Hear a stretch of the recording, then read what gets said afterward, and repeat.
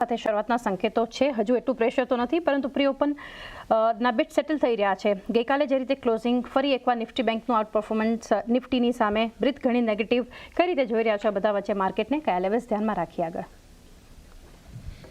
Good morning to everyone.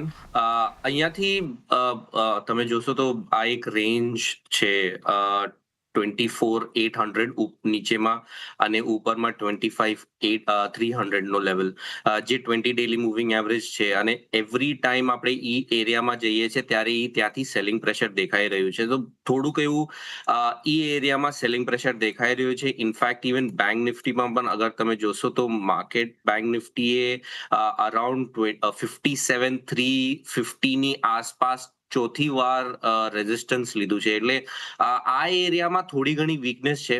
થોડું caution આપણે રાખવું જોઈએ ડેફિનેટલી. પણ ઓવરઓલ અગર તમે જુઓ તો વીકલી ચાર્ટ્સ પર, મંથલી ચાર્ટ્સ પર હાઈ ટોપ હાઈ બોટમ છે, એટલે ટ્રેન્ડ અપ છે. આની અંદર કોઈ ડાઉટ નથી કે ટ્રેન્ડ અપ છે in the medium term Outlook. અને મીડિયમ ટર્મ આઉટલુકમાં બહુ વધારે કંઈ આપણે નીચેનો ઘટાડો નથી એક્સપેક્ટ કરી રહ્યા. ઇન ધ શોર્ટ ટર્મ આ રેન્જ છે 24,800 ને 25,300, આ 500 પોઈન્ટ્સની જે રેન્જ હવે બની રહી છે, જે પેટર્ન ફોર્મ થઈ રહ્યા છે, એ ફોર્મ મને લાગે છે હજી થોડાક ટાઈમ માટે થશે અને 25,000 ના લેવલ્સ હજી આપણને થોડાક ટાઈમ માટે જોવા મળશે. હવે જે most important levels two watch out છે એ 24,730 નીચેમાં એક સ્વિંગ લો હતો, એ બહુ જ important very crucial level two watch out for છે નીચેમાં. અને ઉપરમાં જેવી રીતે મેં કીધું કે 20 ડેલી સિમ્પલ મૂવિંગ એવરેજ છે એ 25,300 પર છે.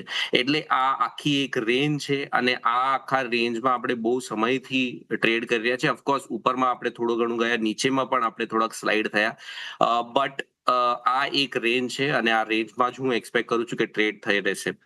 પણ તમે અગર અંડરટોન જોશો તો પોઝિટિવ છે. જે બેંક નિફ્ટી છે, પીએસયુ બેન્કિંગ છે, એ સારું લાગી રહ્યું છે.